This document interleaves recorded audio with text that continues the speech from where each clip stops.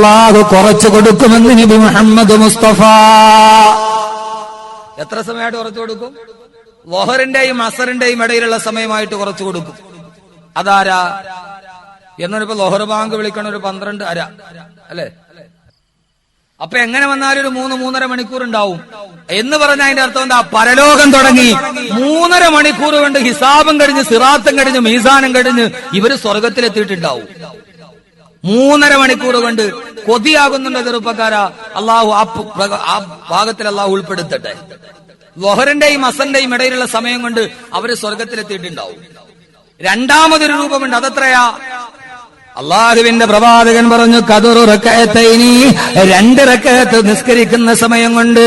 ഖദറു റകഅത്തൈനി, 2 റകഅത്ത് നിസ്കരിക്കുന്ന സമയം കൊണ്ട് അവര് സ്വർഗവും കടന്ന് അവര് സ്വർഗത്തിലെത്തിയിട്ടുണ്ടായിരിക്കുമെന്ന് നബി മുഹമ്മദ് മുസ്തഫ. ഇമാം തിർമിദി ഉദ്ധരിക്കുന്ന ഹദീസാണ്. സഹോദരങ്ങളെ, പരലോകം തുടങ്ങി എല്ലാവരും വെപ്രാളത്തിൽ കിടന്നോടുമ്പോ 2 റകഅത്ത് നിസ്കരിക്കുന്ന സമയം കൊണ്ട് ചിലര് സ്വർഗത്തിലെത്തും. അവരാരാണ്? അവരാരെന്നറിയുമോ? അവര് മറ്റാരുമല്ല, ശാബുൻ നസഫി ഇബാദത്തില്ലാ, അള്ളാന്റെ സ്മരണയിൽ ജീവിതം കഴിച്ചുകൂട്ടിയ യുവാക്കളും യുവതികളും. സമയം കിട്ടുമ്പോഴെല്ലാം ഖുർആൻ എടുത്ത് ഓതിയിട്ട് അള്ളാനെ കുറിച്ച് ചിന്തിച്ചവർ, അള്ളാനെ കുറിച്ച് പഠിച്ചവർ, അള്ളാഹുവിനെ കുറിച്ച് ചിന്തിച്ചിട്ട് കരഞ്ഞവർ. അവർക്ക് അള്ളാഹു നാളെ 2 റകഅത്ത് നിസ്കരിക്കുന്ന സമയം കൊണ്ട് അള്ളാഹു സ്വർഗത്തിലെത്തിക്കുമെന്ന് നബി മുഹമ്മദ് മുസ്തഫ. ആകണോ? അള്ളാഹു അക്കൂട്ടത്തിലാക്കട്ടെ. സമയം കുറച്ച് അള്ളാനെ കുറിച്ച് 24 മണിക്കൂറിന്റെ ഉള്ളില് അള്ളാനെ കുറിച്ച് ചിന്തിക്കേണ്ട പൊന്നു സഹോദരന്മാരെ ഇച്ചിരി സമയം കളയും. ഖുർആൻ ഒന്ന് പഠിക്കാൻ, ഖുർആൻ ഒന്ന് ചിന്തിക്കാൻ, ഖുർആനിനെ കുറിച്ച് ഓർക്കാൻ അള്ളാഹു തൗഫീക്ക് നൽകട്ടെ. മൂന്നാമതൊരു വിഭാഗമുണ്ട്. അവരാരാ? അതും കൂടെ പറഞ്ഞ് ഇൻഷാ അല്ലാഹ് ദുആ ചെയ്ത് നമുക്ക് പിരിയാം. മൂന്നാമത്തെ വിഭാഗം എന്താ? പരലോകം തുടങ്ങി ഇവര് നേരെ അങ്ങോട്ട് നടന്നു നിന്നിട്ട് നേരെ സ്വർഗത്തിന്റെ വാതിലിന്റെ മുമ്പിലെത്തും. പോയിട്ട് സ്വർഗത്തിന്റെ വാതിലിൽ മുട്ടും. ഇഫ്തഹു ഇഫ്തഹു ഇഫ്തഹു, വാതിൽ തുറക്കീൻ, വാതിൽ തുറക്കീൻ, വാതിൽ തുറക്കീൻ. സ്വർഗത്തിന്റെ വാതിലിൽ പോയിട്ട് ഇവര് നേരിട്ട് പോയിട്ട് മുട്ടും. ഏയ്, സ്വർഗത്തിന്റെ വാതിൽ തുറക്ക്. അപ്പൊ എന്ത് ചെയ്തു? നേരെ മഹിസ്സറ തുടങ്ങി. ഇവര് നേരെ അങ്ങോട്ട് കടന്നതിന് ഹിസാബില്ല, സിറാത്തില്ല, മീസാനില്ല, ഒന്നുമില്ല. നേരെ പോയിട്ട് ഇവര് സ്വർഗത്തിന്റെ വാതിലിൽ പോയി മുട്ടും. ഏയ്, ഇഫ്തഹു ഇഫ്തഹു ഇഫ്തഹു, വാതിൽ തുറക്കീൻ, വാതിൽ തുറക്കീൻ. സ്വർഗത്തിന്റെ മലക്കുകൾ അന്തം വിട്ടു നിന്ന് പോകും. പടച്ചോനെ, ഇത് ആരായത്? വാതിൽ മുട്ട് കേൾക്കണോട്ട് സ്വർഗത്തിനെ കൊണ്ട് കാക്കുന്ന മലക്കുകൾ വന്നിട്ട് വാതിൽ തുറക്കും. ഇത് കെട്ടുകഥയൊന്നല്ല, ഇമാം തിർമിദി ഉദ്ധരിക്കുന്ന ഹദീസാണ്. വാതിൽ തുറന്നിട്ട് ഇവർ അത്ഭുതത്തോടെ ചോദിക്കും, അപ്പൊ ഹൂസിബത്തും, നിങ്ങളുടെ ഹിസാബ് കഴിഞ്ഞോ ഇത്ര പെട്ടെന്ന്? എന്തൊരവസ്ഥയായത്! അങ്ങനെയൊക്കെ ചോദിക്കുന്നു എന്ന് കേൾക്കാൻ അവസരം കിട്ടാന്ന് പറഞ്ഞ മലക്കുകൾ ചോദിക്കും, അപ്പൊ ഹൂസിബത്ത്, നിങ്ങളുടെ ഹിസാബ് കഴിഞ്ഞ? വന്നാസു ബിൽ ഹിസാബ്, ജനങ്ങളെല്ലാം വിചാരണ നേരിട്ട് അള്ളാടെ മുമ്പിൽ നിന്ന് മറുപടി പറയല്ലേ. നിങ്ങൾ അവിടെ നിന്നൊക്കെ കണ്ണുവെട്ടിച്ചിട്ട് വന്ന് സ്വർഗത്തിന്റെ വാതിൽ മുട്ടണം. ഇത് മുട്ടി തുറക്കാൻ സമയമായില്ലല്ലോ. എല്ലാരും വിചാരണയൊക്കെ കഴിഞ്ഞ് നന്മയും തിന്മയൊക്കെ നോക്കിയിട്ടല്ലേ സ്വർഗത്തിന്റെ വാതിൽ തുറക്കണത്. ഇതിന്റെ ഇടയ്ക്കടെ പാഞ്ഞു വന്നിട്ട് നിങ്ങൾ വാതിൽ തുറക്കണ. അപ്പൊ ഹൂസിബത്ത്, നിങ്ങളുടെ ഹിസാബ് കഴിഞ്ഞോ? ആ കുതിയൽ അമ്രു, ഇത്ര പെട്ടെന്ന് കാര്യം കഴിഞ്ഞ? ഓ, എന്താ ഹദീസ്! ആ സമയത്ത് അല്ലാഹുവിന്റെ പ്രവാചകൻ പറഞ്ഞു, വുജൂഹുഹും കൽ ഖമരി ഫീ ലൈലത്തുൽ ബദർ, അവരുടെ മുഖം കണ്ടാൽ 14-ാം രാവിലെ പൂർണ്ണചന്ദ്രനെ പോലെ പ്രകാശിക്കുന്നത് കാണാം. മലക്കുകളെ ചോദിക്കും, അപ്പൊ ഹൂസിബത്തും, നിങ്ങളുടെ ഹിസാബ് കഴിഞ്ഞോ? വന്നാസു ബിൽ ഹിസാബ്, ജനങ്ങളെല്ലാം ഹിസാബിലാണല്ലോ, അവരെല്ലാം ഹിസാബിന് വേണ്ടി നിരനിരയായി നിൽക്കുകയാണല്ലോ. ആ സമയത്ത് അവര് ചോദിക്കും, നിങ്ങൾ എന്താ ചോദിക്കുന്നത്? ഹിസാബ് കഴിഞ്ഞു. എന്ത് കാര്യത്തിന് വേണ്ടിയാണ് ഞങ്ങളോട് വിചാരണ ചോദിക്കേണ്ടത്? ഞങ്ങളുടെ ജീവിതത്തിന് എന്ത് പറയാനാണ് വിചാരണ കൊടുക്കാൻ? ഞങ്ങൾക്കൊന്നുമില്ല, ഞങ്ങൾ അല്ലാഹുക്കല്ലാതെ വേണ്ടൊന്നും ചെയ്തിട്ടില്ല. ആ സമയത്ത് സ്വർഗത്തിന്റെ മലക്കുകൾ ചോദിക്കും, നിങ്ങൾ ആരാന്ന് ചോദിക്കുമ്പോ അവര് പറയും, ഞങ്ങൾ ആരാന്നറിയുമോ?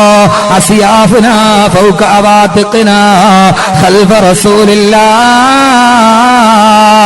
അള്ളാഹുവിന്റെ പ്രവാചകന്റെ പുറകെ മുതുകില് വാളും തൂക്കി നടന്ന മുഹാജിരീങ്ങളായ സഹാബത്താണ് ഞങ്ങൾ മുഹാജിരീങ്ങളാണ്. എന്റെ സഹോദരങ്ങളെ, അള്ളാഹ്ക്ക് വേണ്ടി നാട് വിട്ട, അള്ളാഹ്ക്ക് വേണ്ടി വീട് വിട്ട, അവന് വേണ്ടി ദുനിയാവിനെ ഉപേക്ഷിച്ച, അള്ളാന്റെ പൊരുത്തത്തിന് വേണ്ടി സമയം മാറ്റിവെച്ച, നാളെ സ്വർഗത്തിന്റെ വാതിലിൽ പോയി മുട്ടാം. ആ സ്വർഗത്തിന്റെ വാതിൽ നിനക്ക് വേണ്ടി തുറക്കപ്പെടും. വസീകല്ലദീന തഖൗ റബ്ബഹും ഇലൽ ജന്നതി സുമറാ ഹത്താ ഇദാ ജാഊഹാ ഫുതിഹത് അബ്വാബുഹാ. ആ സ്വർഗത്തിന്റെ വാതിൽ തുറക്കുമ്പോ അവിടെ നിന്റെ കൈപിടിച്ച് സ്വർഗത്തിലേക്ക് നടത്തിക്കൊണ്ടുപോകാൻ സ്വർഗഹൂറാനികൾ ഉണ്ടാകും. അവര് നിന്റെ കൈപിടിച്ചിട്ട് പറയും, ഉദ്ഖുലൂഹാ ബിസലാമിൻ ആമിനീൻ. സന്തോഷത്തോടെ ഈ സ്വർഗത്തിലേക്ക് നിങ്ങൾ കടന്നുപോയിക്കൊള്ളുക. അള്ളാഹു ഇത് കേൾക്കാനും അതിലൂടെ കൈപിടിച്ചു പോകാനും അള്ളാഹു തൗഫീക്ക് നൽകട്ടെ. ആ പരലോകത്തിന്റെ 50,000 വർഷം അള്ളാഹു കുറച്ചു കൊടുക്കുമ്പോൾ അള്ളാഹു ഈ സാധുക്കളെ കൂട്ടത്തിൽ പെടുത്തി അള്ളാഹു അനുഗ്രഹിക്കട്ടെ. അതിനുവേണ്ടി നിങ്ങൾക്കൊരല്പസമയം അള്ളാഹുവിന്റെ ചിന്തയിലായി കഴിഞ്ഞുകൂടെ? 50,000 വർഷം നമുക്ക് ലഘൂകരിച്ചു കിട്ടും. എന്റെ പൊന്നു സഹോദരങ്ങളെ, നിങ്ങളുടെ സഹോദരൻ എന്ന രീതിയിൽ ഞാൻ പറയുക, ഈ പെപ്രാളവും കോമാളിത്തരവും ഒക്കെ ഒന്നും നിർത്തീൻ. എന്റെ പൊന്നുമോനെ, ഈ ലോകത്ത് വലിയ അഹങ്കാരത്തോടെ ജീവിച്ചവരൊക്കെ എവിടെ പോയി? ഈ നെഞ്ചും വിരിച്ച് നടന്നവനൊക്കെ എവിടെ പോയി? മൂസാ നബിയോട് ഫിർഔൻ ചോദിച്ചേ, മൂസ നിന്റെ അള്ളാ ആരാ? ആരാ മൂസ നിന്റെ അള്ളാ ആരാ ചോദിച്ചത്? സിംഹാസനത്തിൽ ചാരി എന്നിട്ട് ഫിർഔൻ.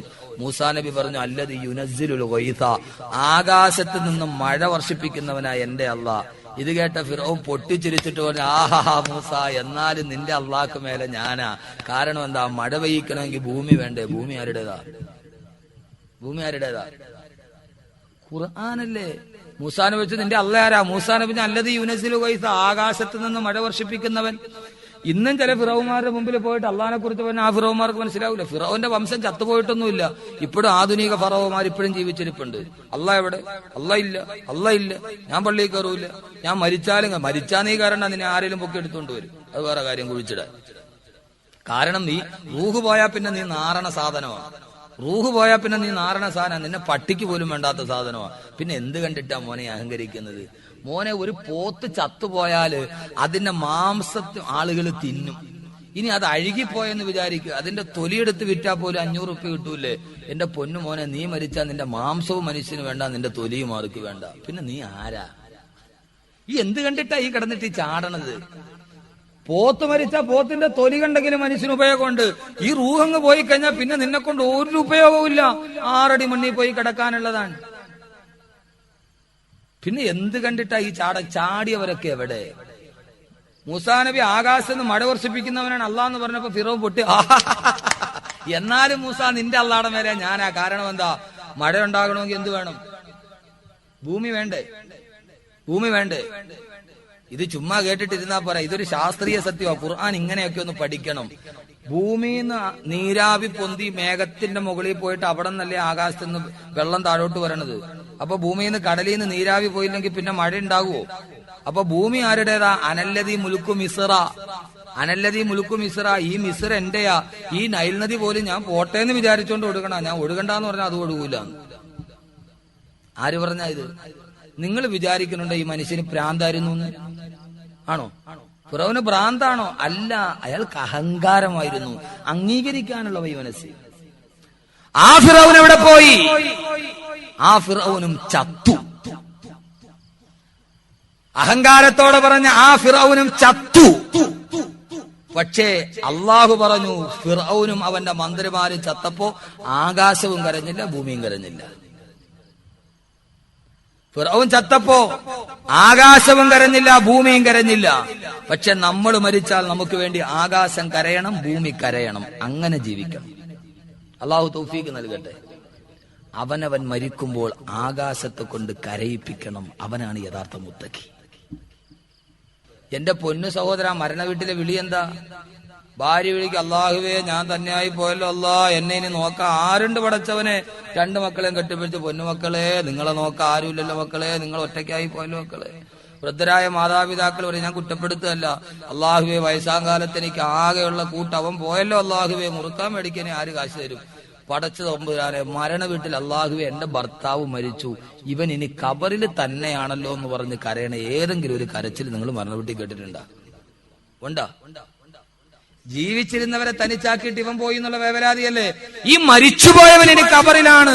പടച്ചവനെ, എന്റെ ഭർത്താവ് ഇത്രയും നാളെന്റെ കിടപ്പറയിൽ കെട്ടിപ്പിടിച്ചു കിടന്നവൻ ഇനി അവൻ കബറിൽ ഏകനാണല്ലോ, അല്ലാഹുവേ അവൻ ആര് കൂട്ടെന്നോർത്തിട്ടുള്ള കരച്ചിലില്ല. അതുകൊണ്ട് സഹോദരങ്ങളെ, നമ്മൾ മരിച്ചാൽ ആകാശം കരയണം, ഭൂമി കരയണം. ഫിറൗനും അവന്റെ മന്ത്രിമാരും മരിച്ചപ്പോൾ ചത്തപ്പോൾ ആകാശം കരഞ്ഞില്ല, ഭൂമി കരഞ്ഞില്ല. ഫമാ ബകത അലൈഹിമുസ് സമാഉ വൽ അർളു വമാ കാനൂ മുൻദരീൻ. ഈ ആയത്തിറങ്ങിയപ്പോൾ സഹാബക്കൾ ചോദിച്ചത്, എന്തോരായത്താണ് നബിയെ? ആരെങ്കിലും മരിച്ചാൽ ആകാശവും ഭൂമിയും കരയുമോ? അല്ലാഹുവിന്റെ റസൂൽ പറഞ്ഞു, ഹൽ തബ്കി സമാഉ വൽ അർളു അലാ മൗതി അഹദിൻ.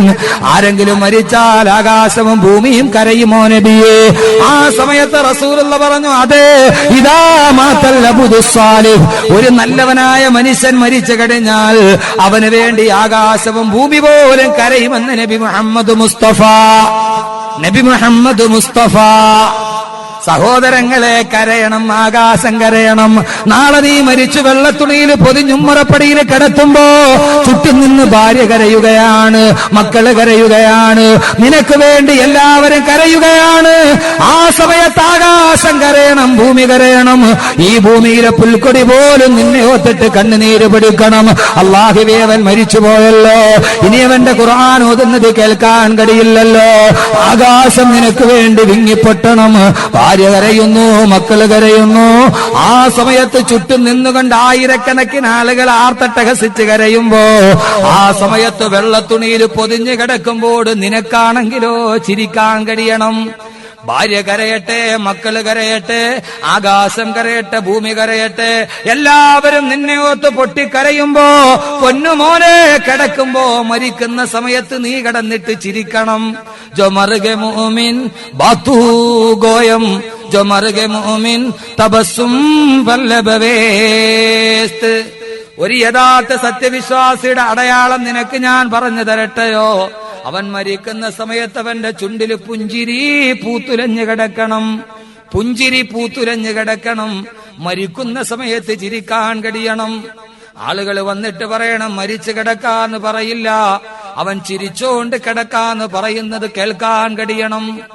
അല്ലാതെ നീ മരിക്കുമ്പോൾ ദുർഗന്ധം കാരണത്താൽ മലക്കുകൾ ഓടരുത്, ആകാശം കണ്ണടക്കരുത്. മരിക്കുമ്പോഴും സുഗന്ധമുണ്ടാകുമ്പണം. ജീവിക്കുമ്പോഴും സുഗന്ധം, മരിക്കുമ്പോഴും സുഗന്ധം, കബറിലും സുഗന്ധം, സ്വർഗത്തിലും സുഗന്ധം. ആ സുഗന്ധത്തിലൂടെ നടന്നു പോകാൻ കഴിയണം. അതുകൊണ്ട് എത്ര നാള് ജീവിച്ചു എന്നല്ല, എത്ര മനോഹരമായി ജീവിക്കാൻ കഴിഞ്ഞു എന്നതിലാണ് കാര്യം. ജീവിക്കുന്നിടത്തോളം കാലം സുഗന്ധം പടർത്തുക. അടുത്ത് നിൽക്കുന്നവൻ നിന്നെ കണ്ടാൽ സുഗന്ധം ആസ്വദിക്കുന്നവനായി മാറുക. അല്ലാഹു തൗഫീഖ് നൽകട്ടെ, അല്ലാഹു തൗഫീഖ് നൽകട്ടെ, തൗഫീഖ് നൽകട്ടെ, തൗഫീഖ് നൽകട്ടെ, തൗഫീഖ് നൽകട്ടെ.